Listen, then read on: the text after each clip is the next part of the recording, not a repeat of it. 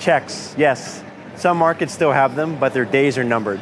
Governments are fast-tracking digital infrastructure to cater to new ways of payments. And central banks are also looking at issuing central bank digital currencies, otherwise known as CBDCs. Let's hear more about what's happening with CBDCs from one who's been there and done that. Actually, not quite.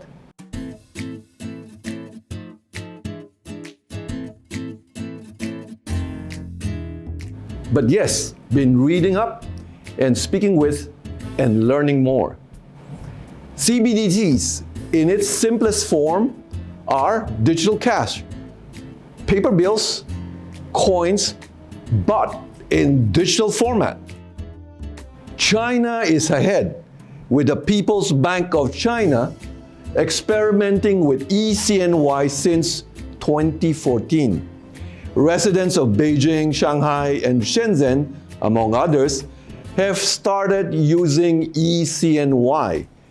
During this year's Beijing Winter Olympics, the eCNY was at the games venue, used some 400,000 times, with total transactions amount of more than 9.6 billion yen.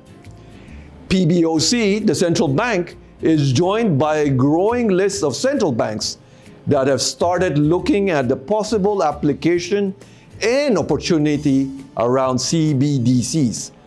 In Asia, CBDC conversations among central banks are now quite common. Partnerships to allow for future CBDC usage for cross-border transactions are being struck.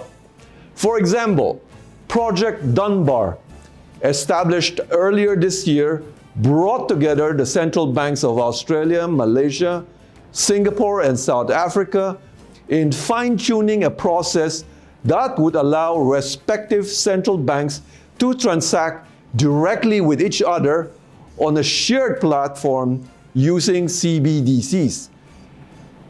Other CBDC consortiums have also been established in the region, including the M-Bridge project, which involves financial regulators from China, Hong Kong, Thailand, and the UAE. M-Bridge aims to cut settlement time and costs associated with cross-border payments. In addition to having the support of financial regulators, the M-Bridge project has 22 private sector participants. Many of them are banks. While the ultimate goal is for cross-border transactions, CBDCs going forward need to establish a uniform framework across multiple jurisdictions. There also should be governance arrangements in place to give different economies sufficient comfort to link their domestic payment networks using CBDC. CBDCs are gaining ground.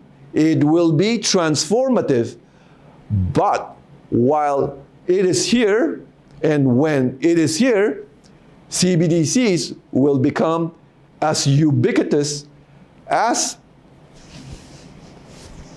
mobile phones of today. Watch this space.